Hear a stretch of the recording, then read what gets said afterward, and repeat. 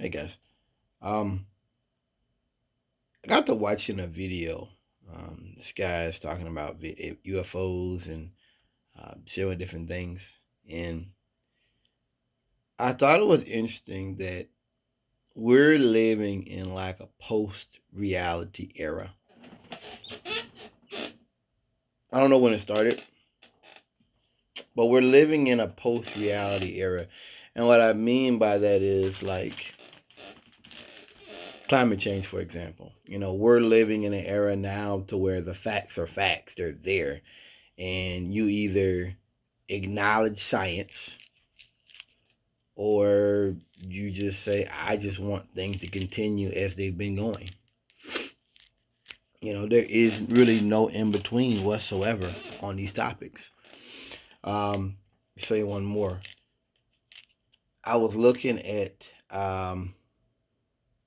it was a video, guy was showing UFOs. He was talking about how uh, he thought it was like a picture that was a part of something else. He was showing lights in the night sky. And I thought about how years ago the military would lie, and the military would say like, "Oh, these are flares or some other bogus nonsense that anybody with half a brain could figure out doesn't match up because these things were symmetrical. They're symmetrical. They're not, um, or weather balloons back in the day. We had this UFO report released recently. And they call them UAPs now, identified aerial phenomena, and they talked about how some of the cover ups in the past, by omission and commission, really hurt the investigation that they're trying to do. Um, what do I mean by omission? And commission. There's a We all know there were people who were threatened, and there was a sense that talking about UFOs, talking about little green men and things go bump in the night would be seen as a mental defect. Maybe you shouldn't be flying. Maybe you're not fit to serve. Maybe this will keep you from being promoted in the future. Maybe somebody will get back at you 6 months down the line. Mm-hmm. You don't do the station you want. You know what I mean? Negative action. Um, I thought that was very interesting to read that. And this is coming from a man who actually looked at Operation Blue Book back in the day, where, they basically were investigating stuff back in the 50s. I never really got really deep into the UFO stuff, never really got too deep into the JFK stuff and all that. But this government's got plenty of secrets. Everybody knows it. Um, I just think it's interesting that we're living in this era now. You know, um, you have a lot more talk about the stuff in fast food and how bad it is for you and how it affects the brain. I was looking at this back in 2013. I was looking at um, how the chemistry of the brain has changed by ingesting fast back in 2013.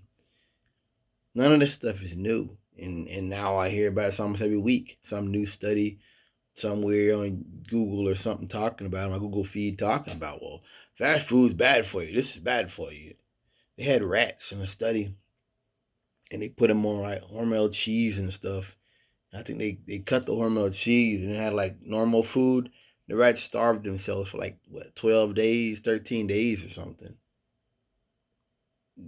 I, I knew back then like you don't want to mess with that stuff.